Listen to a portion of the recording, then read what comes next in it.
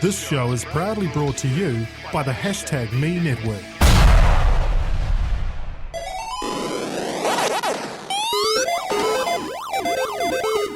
Bits of Awesome, a New Zealand retro gaming podcast.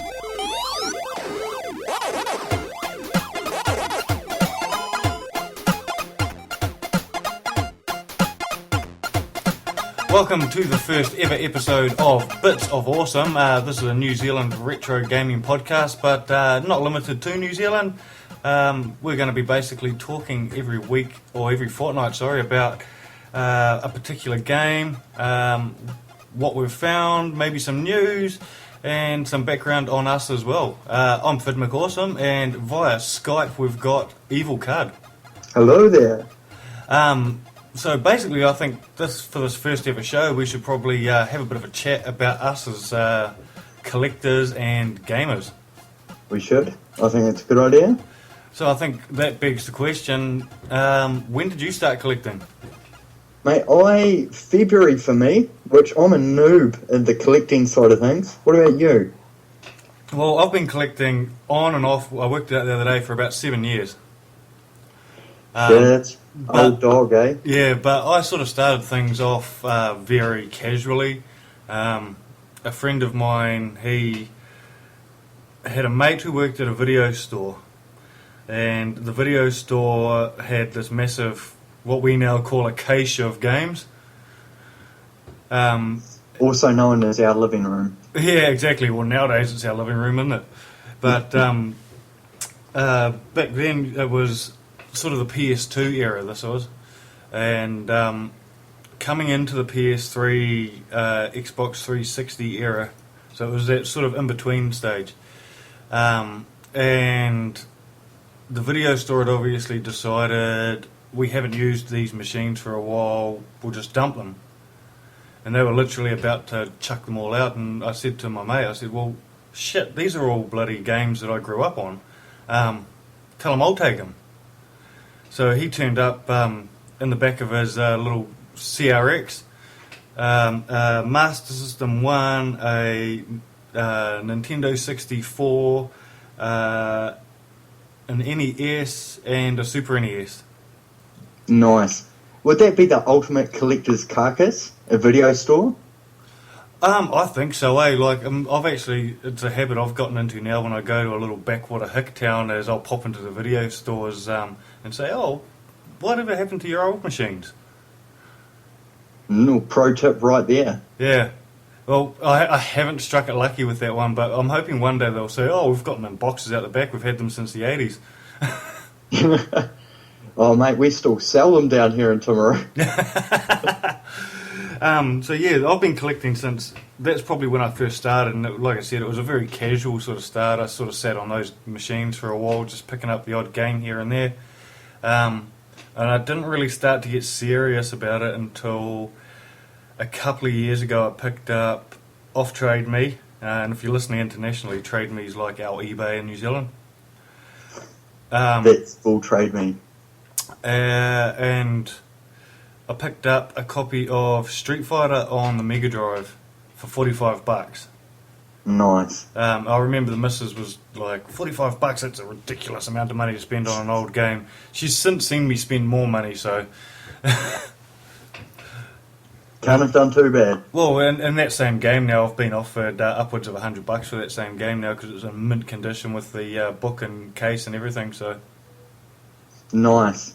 Good find. Great game. Yeah. So what about yourself? Well, mine is the story of a sad child collecting his youth again. As a kid, first console was the Silver Star 64, which is like an Atari clone, and it had 64 crap-ass games built into it. Sold all my childly possessions to probably buy drugs or booze or something as a teenager. And this year I've been pondering it for ages about, I always played Alex Kidd, forgive me for saying this, but on an emulator ever since, because I always went back to that game, and I thought, this is the year I collect my childhood properly. And lo and behold, February, care of thanks to you actually, Yeah. a good New Zealand site which is the Boss Level Community on Facebook, bought my first Master System bundle, and I've since spent thousands of dollars collecting. Yeah, well, I think you were blaming me a lot for it because you were watching my posts on Facebook and on Twitter and stuff, weren't you? Yep, definitely. It's so easier for me to blame you than accept I've got a problem. So I'll continue to blame you. I'm quite happy to be your pusher. Yes. The funny thing is you're not the only one who blames me for their collection as well. I've got a couple of mates now who are collecting, and they're exactly the same. They're like, well, I saw your posts, or, well, you said you had that spare Mega Drive, and ever since I've been spending money on games. Yeah, a few misses and wives and partners, and, you're going to be responsible for a few ruined lives. A few ruined bank accounts, at least. Yeah, I sort of dived in hard on Trade Me, buying what I wanted and paying a real premium for. I was just about to say, I remember when you very first started collecting, you went against a lot of my advice as well. Oh, definitely. But that's me. I don't listen. But I think, part of it was I thought Trade Me offered it does offer everything.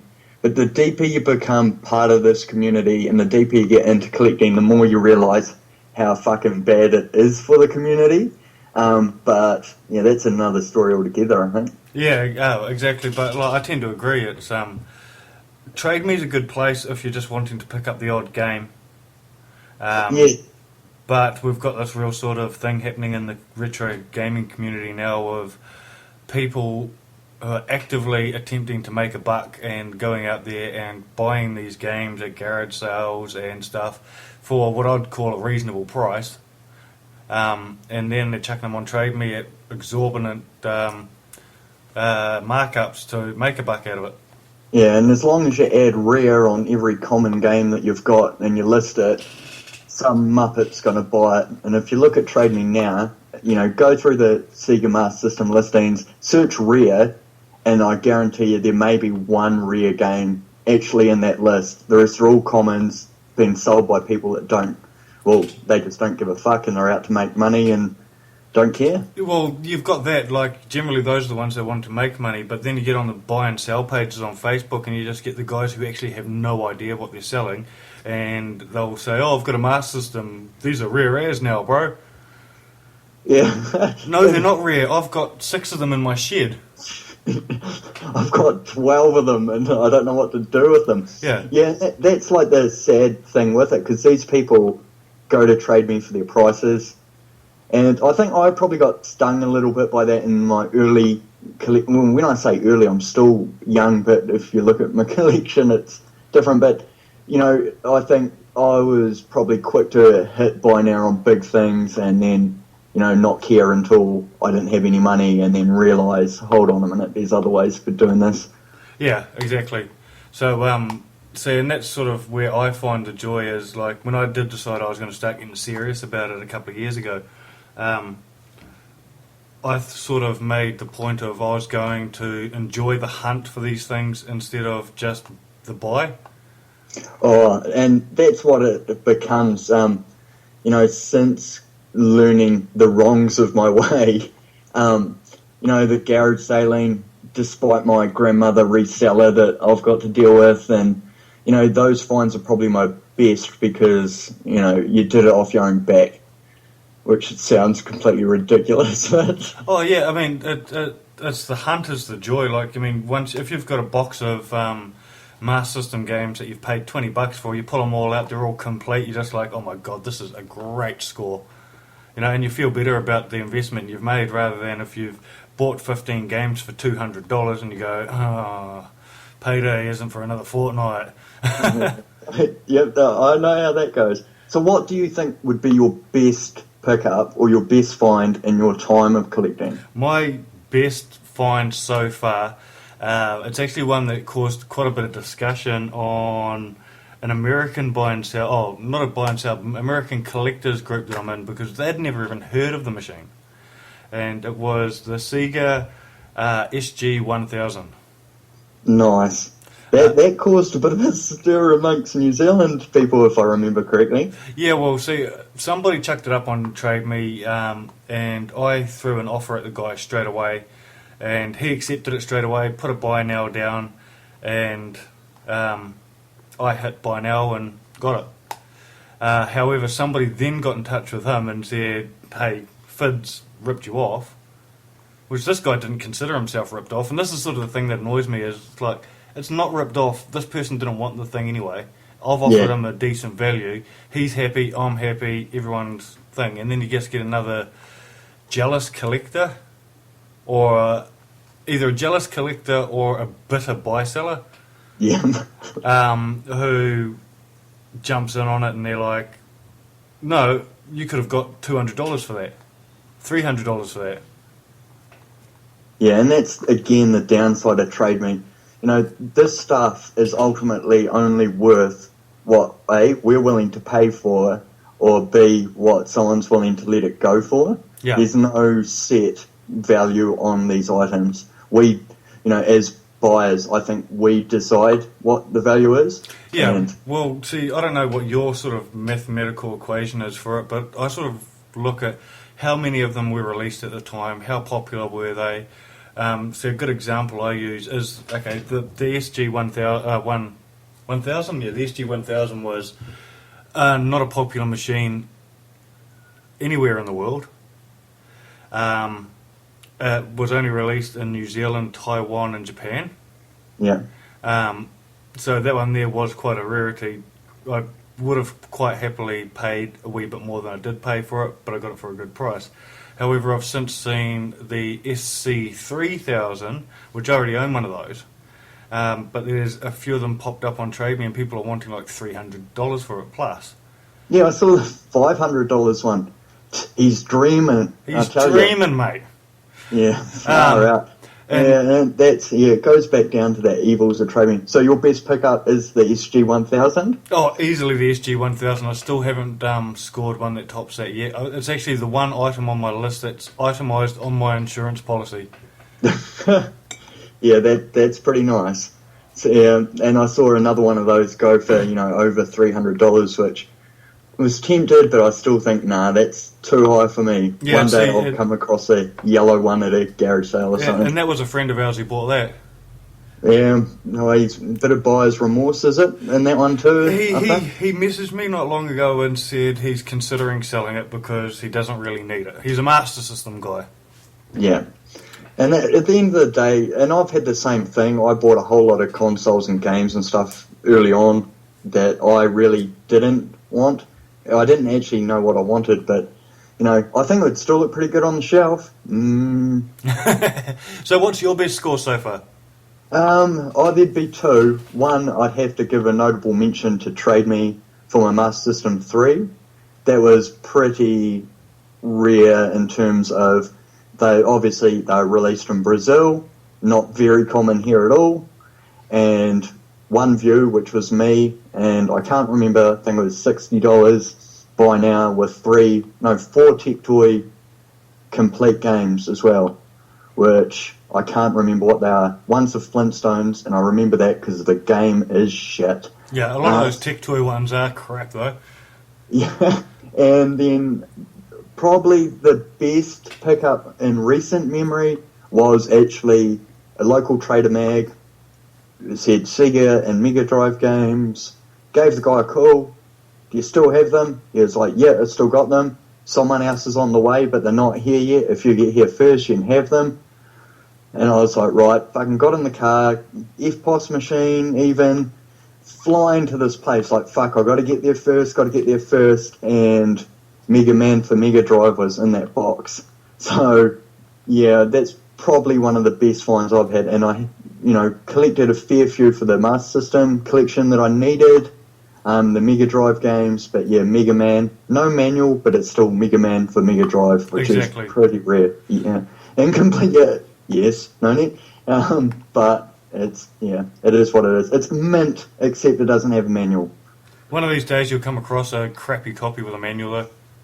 I don't know if I'll ever come across that game. It's pretty rare as is, So I'd like to, I'd love to come across a manual, not holding my breath. And saying that, you've also got a pretty desirable Spider-Man game, haven't you? I got Sinister 6. It is a little bit rare. I don't think it's as rare down here, only because I've got 2 copies. One's a cart variant, one's blue and one's red. Yeah. So on that fact alone, I don't think it's rare, but from the American collectors and a few in the UK, a few of them have been putting offers on, or, they find it quite desirable. So But Masters of Kombat, which is one of my Master System ones, that's another rare one. I got a few rare ones, actually. Yeah, well, see, I personally don't go out there and hunt specifically for rare ones, because I buy them for the love of the games generally, but if I do come across a rare one, I'm very quick to brag about it. Yeah, the general rule is, though, the reason rare games are rare, and who determines rare anyway, I don't know. It sort of comes down to, again, what you're willing to pay, but they're shit. They weren't made lots of, generally because they're crap. Yeah. Mega Man, definitely not. That game is solid. That's fucking amazing. But, a few of them, like Masters of Kombat, clearly they were trying to get in the fighting game, sort of, platform for Sega, and it's just shit. Give me Street Fighter or Mortal Kombat any day. I think the worst fighting game I ever bought for Master System was Pit Fighter. Oh, that's shit. Yeah. Got it, and that is crap, yeah. And I remember buying that from Farmers because they had it on special, and the only reason I purchased it is because there was no Street Fighter on Master System, and I didn't have a Mega Drive. Yeah, some people absolutely love that game and will probably get stoned by like actual hardcore gamers, but it has no appeal to me. There's no nostalgic value. The cover looks cool. It's a guy punching someone. Awesome, but nah, the game's crap. Yeah, I didn't like the game as well. I remember being massively disappointed, and I think I went and hired out Mortal Kombat that afternoon to sort of cry myself on my bad purchase. Fair enough, the buyer's regret. Yeah, and that was at the age of, 9 or something? Yeah, and I remember as a kid, you'd save up all this money to go buy a game that you really wanted, but, once you made that investment, there was no going back. It was like you had to judge it on the cover, the 3 pictures on the back, and, that was your purchase. In saying that, we established earlier your first machine was the Silver Star. What was your first real machine? The Master System. Yeah? Without a doubt, yeah. And I remember still the Christmas, I had a sneaky feeling I was getting one. Every other kid on the street had one, and I opened it up. It had the Spider-Man versus Kingpin, which is the standard Spider-Man game, and Alex Kidd console, and I don't think I put it down ever. That controller was glued to my hand. Yeah, so if it was going to be consoles, the first console I ever got was a Master System. What? Yeah, no, Master System too. But my first gaming machine, as a whole, sort of a computer one, was actually the Sega SG-1000, SG-3000. Well, so you've done full circle. You've got the console you had. Yeah, and the thing is, it was one of the ones that were on my hunt list too. Like, I was like, if there was ever a computer I was going to buy, because I don't want to step into that retro computing sort of world. That's just a whole different addiction. Yeah, darker circles there, I reckon. So I decided, the only one I would buy would be the Sega, because I had such a personal connection to it.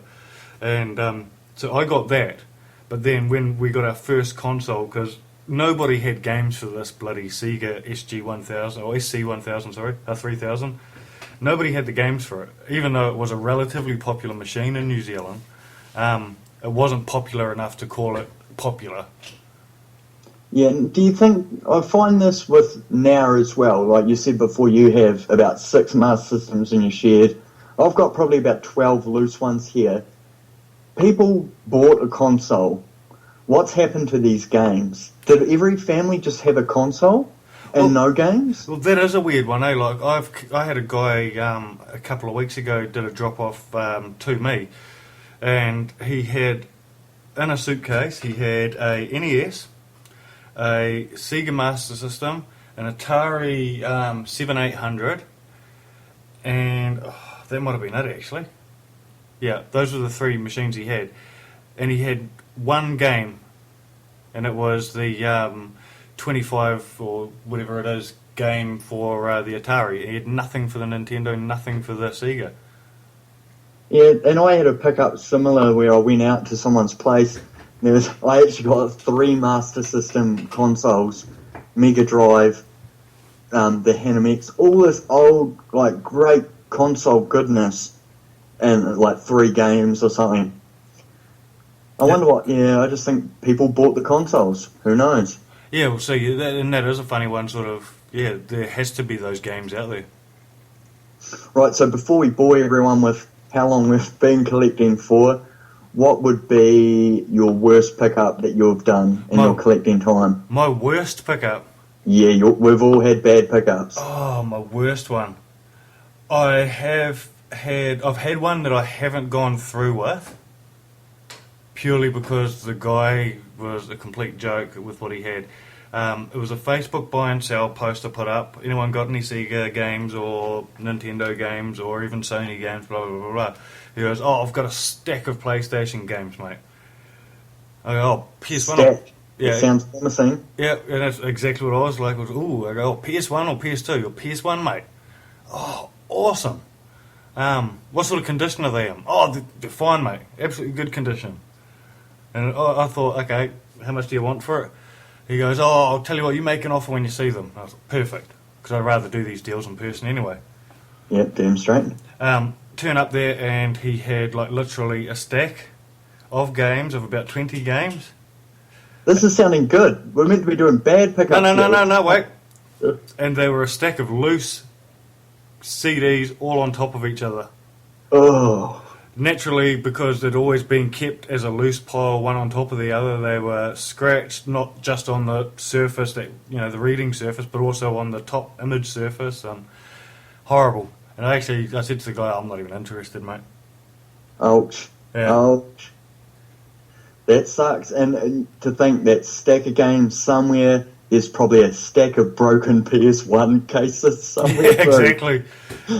And saying that, I went through the stage when I had my PS1 of putting all of my discs into a case, and I have no idea whatever happened to those cases. Yeah, I'd be the same with my PS1s, actually, because CDs were big when PS1 was something. Yeah. And I think I CD walleted all my PS1 games. Yeah. But, yeah, my worst pickup, and this was only a couple of weeks ago, ad in the buy-sell, gave them a text, or they texted me, I can't remember. They said they had about 10 or so Xbox games, original Xbox games, which I'm all for. Yep. And I was like, 10 or so? Oh, that's great. What do you want? And they're like, I don't know. You just come and see them, make your price. Oh, and we've got some Blu-rays too. And I said, cool. I'm just interested in the game. Don't want the Blu-rays. Turn up to the shitbox house that had cat food sprayed all over the doorstep, cats everywhere, some big overweight pog. No offense to the fatties out there, but this woman was bathed in crap. And she goes, there you go, hand me this stack of 3 fucking Blu-rays and 1 Xbox game. And I was like, what happened to the 10 Xbox game? She said, no, that's all we could find. I was like, oh my fucking God. Worst part about it is I bought them just for the game. She wouldn't split it. I was like, do you want this game? No, you take them all. So I had to buy 3 Blu-rays, all for 1 Xbox game, which was San Andreas Complete, which was redeeming, but for $20 I should have shot myself. At least it's a good title. I would go as far to say that was the best, the last of the good titles on that generation. Yeah, definitely the last of the best. So were the Blu-rays any good? No, Harry Potter, Underworld, 1 and 2. And actually, one of them isn't even in there. I think in the Harry Potter movie, it's a PlayStation 3 Move starter disc. Oh, well. So, yeah, that was, needless to say, I always ask for pictures now. Yeah, I do pretty much the same thing now. So what would be your pro tip that you'd give out that you've learnt in the last few months? trade me everything. Buy everything off Trade Me. It's all on Trade Now. I think, yeah, let those stick to that. Now, I honestly think if you tell people that you do it or you collect, the people that you know, be it family members, friends, everyone has a wardrobe full of this shit somewhere. Yeah. And they're more than happy to give it away to you knowing that it's going somewhere to be used or admired. Yeah, not sold So on. I think it's the let people know what you do, and that comes for you. Yeah, exactly. I'd agree 100% with that one. The amount of times that I've had a random auntie or someone say, "Oh, I've got a Atari here if you want it. It's got a couple of games with it," and you go around and mint games or something with it. Yeah, it still hasn't dug up an Atari for myself yet. Yeah. No, nothing down here. Well, but do you need a 7800? I got one sitting on my desk right next to me. no, I think. See, I think that kind of begins to blur my lines. Right now, I'll wait for the right one. Yeah. But what would be your pro tip? You've done this for a long time. You're a man of many talents. You are the king of picks. You were the weekender pick. You were the midweek pick. Yeah, well, I quite often joke online that I am the king of picks, and saying that I've been outshone a lot lately. These young whippersnappers coming up, eh, old man? Oh, definitely, bro. They're showing me a thing or two. My biggest tip would be, tell everyone, let everyone know what you do, exactly what you said. And every time you go to a different town, go hunting. Yeah, definitely. Rural New Zealand's where it's at, eh? Oh, definitely. In New Zealand, at least, the rural areas, and it's probably the same everywhere else, sort of in those rural areas, they didn't have much else to do. Everyone had a console of some sort, and the kids have since buggered off, and mum and dad are ready to clear out the bedroom. Yeah, and New Zealand's kind of lucky, like every small town has those dungy, crappy op shops. Yeah. Every one of them. And hit them up, because there's something under those stack of clothes there that's worth something. Yeah, definitely. So anyway, we've been going, for almost half an hour now. So this has sort of been a show to introduce us as collectors. And are we going to do our first proper show next? Yeah, I think so. I think we're ready. We're ready? Is New Zealand ready? Is the interwebs ready? Yeah. So we've decided for our first show we were going to do something on, like, they've just announced at E3 that they're bringing out the 10th version of Mortal Kombat. Yay! That's celebration noises. Yeah, Definitely celebration noises. and I mean, to be honest, that new version looks amazing as well. But Yeah, that's a nice trailer. we've decided we're going to do our first sort of game chat about that. Game review. Yeah, Old school styles. about the original Mortal Kombat though. So we're not doing 2, we're not doing 3, we're not doing 4, we're doing Mortal Kombat. Mortal Kombat 1, where it began. So I think we'll wait till the next show to get into that. Until then, where can people find you online, bro? They can find me on me and my collection on Instagram, which is at gaming_card, which is a really crap username. On Twitter, I'm at evilcard. Yeah, you'll find me lurking on the interwebs. And I'm much the same. You can find me on Twitter and on Instagram. I use the same name everywhere. It's FidMcAwesome. And if you want to follow our show, you can follow #radio or #me, sorry, on Twitter at #RadioNZ, or like us on Facebook, #radio. No, facebook.com/#RadioNZ. Jeez, it's your own network and you can't get it right. I know! Yeah, and all the other information on the show, as well as links to iTunes to subscribe to this, and Spreaker and everywhere else that we are, is available on our website, and that's #me.co.nz. One last thing. What's that? In 2 weeks, you got 2 weeks to remain king of picks.